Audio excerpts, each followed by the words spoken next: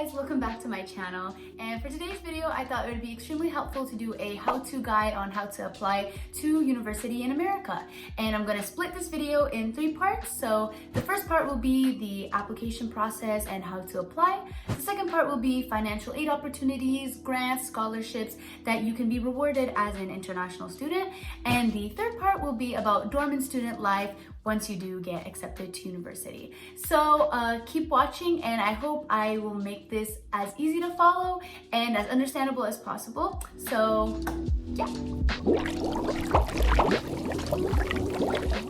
So the first stage of the entire process will be the application stage. So before you apply, of course, you have to figure out what university that you want to go to. So a lot of people apply to university based on name recognition, so schools they've heard about such as Harvard, Yale, Princeton, but keep in mind that those are really low acceptance rate schools, so it's extremely competitive to get in there. And not only that, depending on whatever major you decide to get into, those schools might not even suit your needs the best. So make sure that you're choosing the school that best fits your major and your needs and will help you better in your future. Also, something to keep in mind is that public universities do offer many programs that suit a lot of majors and that might suit you even better than a more competitive school.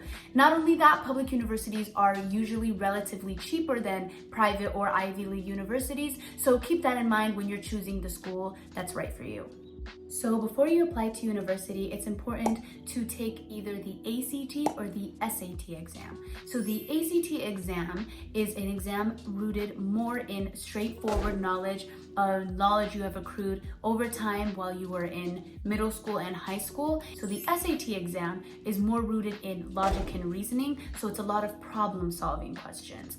Personally, I went with the route of studying off a study book I bought online. So along with your ACT and SAT exams, a lot of universities require international students to take either the TEFL or the IELTS, English language proficiency exams. So some universities might not even require you take an English language proficiency exam if they see that you're proficient in English through your ACT or your SAT exam. So it really depends on what school that you want to go to. But make sure you read the application requirements for the university that you've decided on. So another thing to keep in mind is to make sure that you maintain a good grade point average. It's an accumulation of all the grades you've gotten throughout various subjects in your high school years. So make sure that you have all your tests done and your application completed at least 10 months prior to the date that you want to start university. The deadlines for the SAT exam are usually written on the College Board website. I will link that down below so that you guys can see. So at least I would say towards end of sophomore year or beginning of junior year is the time that you should start preparing for this whole entire process. So now I'm going to get into part 2 of this video, which is how to finance your tuition while you're in university or while you're studying abroad as an international student in America. So as you guys probably already know, tuition is really expensive in America, and so I hope these tips will be helpful for you guys. So the first tip is to finance your tuition using private loans. I personally don't really like private loans because the interest can be really high and paying that back can be extremely stressful. So this is not my favorite option when it comes to financing your tuition, but a lot of international students do use it, but it is an option out there if you really, really want to take it. The better option, in my opinion, would be actually applying to a university that already offers financial aid for university students that are international. I'll put a link down below with a list of schools that actually do offer financial assistance to international students that do apply and get accepted to their school. So thank God these universities do offer this kind of help. So one third option that can help you pay for your international tuition is looking within your own country to see if there's any scholarship or grant programs available that will help students of their own country pay for tuition that they accrue when they study abroad. Just make sure to check to see if any of those programs are available to you. Also, make sure you fill out your FAFSA form so that you'll be eligible to get the scholarships or grant opportunities that the university that you've applied to and got accepted to will offer you. A FAFSA form is usually used by American students to report our financial information so that we'll be eligible to receive federal loans, grants, or scholarship opportunities. Unfortunately, they don't offer these benefits to international students, but it will be beneficial for you to fill out the form so that the university that you apply to will be able to offer you financial assistance using and by checking the financial information that you put in FAFSA.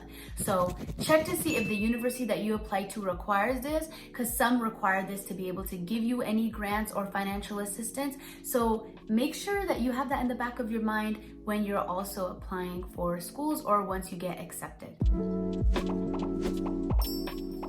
So now we're gonna go to part 3, which is student life and dorm life. As a university student in America, unfortunately, tuition is not the only expense that you're gonna have. It's also gonna be dorm and food expenses that will be sitting on your plate. So some universities require students to stay in a dorm for their first year or their first and second year. It really just depends on the school that you're going to. So what I would suggest is if you are coming to study internationally with a friend, or if you make a friend or are able to find a person to room with, you guys can live off campus if off campus is a cheaper option, and stay in an apartment or stay in cheaper, more subsidized housing so that it will be more cheaper for you to be able to pay for your dorm costs.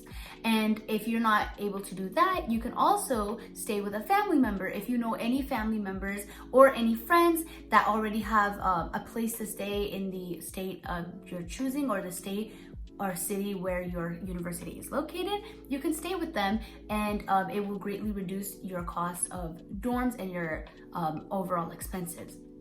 Finally, for food, you might have to pay that out of pocket or using the tips I gave you in part 2. So food costs about a couple hundred a semester, sometimes more depending on the meal plan you choose. Each school has a different meal plan, so you're gonna have to choose which meal plan fits you the best.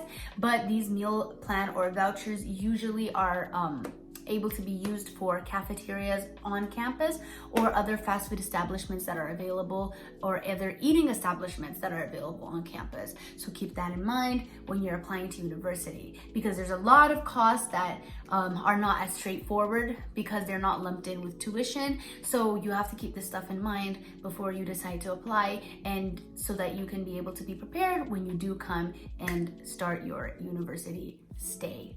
So you can also finance your other daily expenses like clothing, like other toiletries or important things that you'll need in your dorm by getting a part-time job either on campus or off campus. A lot of universities offer jobs for students on campus so that they'll be able to be flexible with their schedule and also pay for extra necessities that they'll have on the side. So check to see if there's any jobs available in the school that you want to go to that will be able and willing to hire student workers. And also, a lot of universities don't allow their students to stay in dorms during the winter break season and the spring break season. So make sure that you have proper accommodations at that time, because a lot of universities will charge you significantly more on those days and won't allow you to stay in the dorms if you're not able to pay for those extra days that you're going to stay in the dormitories.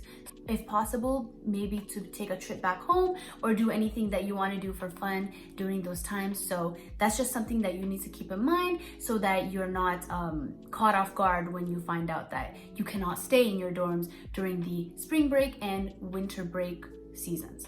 So before you go, pack everything you need. Make sure you buy all the toiletries, all the important stuff that you're gonna need and things that you're gonna use throughout the year while you stay in your dorms. It will be really cool when you guys, come over and you meet your roommate. And actually, a lot of universities, it's kind of cool. They'll allow you to take a quick test or survey to pair you up with the perfect roommate or dorm mate for you. So that's really cool that you might be able to share a dorm with someone that you have a lot in common with. So that's something that is really cool and probably will get you excited, before you decide to, come and start a brand new experience here. Most of all, I just want to tell you guys that you can have a lot of fun here. You can experience amazing things. You can go to internships, or you can start a lot of career building opportunities here. So it's really important to view this as a really fun and exciting experience. And it's also important to be prepared so that you're never caught off guard and you don't have a extremely tumultuous or stressful experience. I really want you guys to have fun when you study abroad and if you come to America. Everyone here is super friendly and they will be extremely accommodating and helpful. But it's always important to take a step back and make sure you have everything situated so you never have to go through a lot of bumpy roads. So I really hope this video was helpful for you. I might do more informative videos like this in the future, but if you like this video, please like and subscribe. I'm going to be here every single week, and if you have any questions for me, leave it down below. I'll be able to answer it for you. And if you're planning on coming to university in America, good luck, and I believe in you.